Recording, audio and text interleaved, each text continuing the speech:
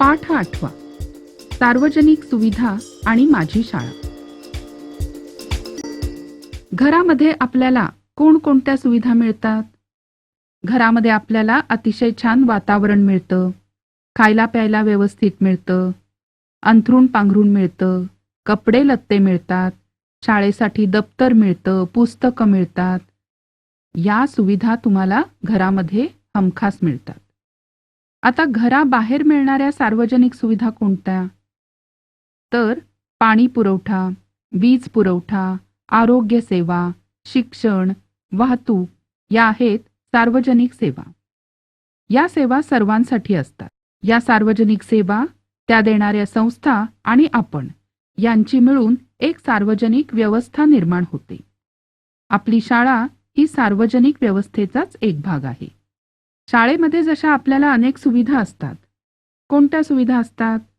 तर आपल्याला वाचनालय असतं, मुलींसाठी स्वच्छतागृह, मुलांसाठी स्वच्छतागृह, पिण्याचं पाणी, क्रीडांगण, शालेय पोषण आहार योजना, शाळेला कुंपण, मग प्रयोगशाळा, संगणक कक्ष, वैद्यकीय सेवा. शाळेमध्ये सगळ्या सुविधा मिळतात. बाहेरच्या सार्वजनिक जीवनात आपल्याला बस, रेल्वे, टपाल सेवा, दूरध्वनी, पोलीस, बँका, नाट्यगृह, बागबगीचे, पोहण्याचे तलाव या उपलब्ध असतात. या सुविधांचा वापर आपण जबाबदारीने करायला पाहिजे. आपली शाळा म्हणजे आपलं घराबाहेरचं जग आहे.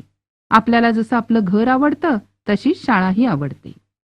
शाळा सर्वांसाठी असते. शाळेत जाऊन शिकणं हा प्रत्येक मुलामुलीचा हक्क आहे. याला म्हणायचं शिक्षणाचा हक्क. कायद्यानुसार 6 ते 14 वयोगटातील सर्व मुलामुलींनी शाळेत जाऊन आपलं प्राथमिक शिक्षण पूर्ण केलं पाहिजे.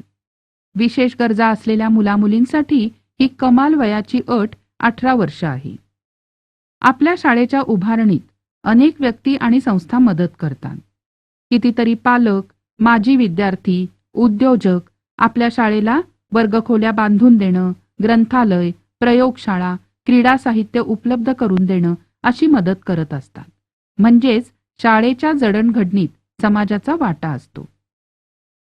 सर्व शाळांमध्ये शिक्षक पालक आणि माता पालक संघ असतात. त्यामुळे शाळेच्या विविध उपक्रमात पालकांचा सहभाग वाढतो.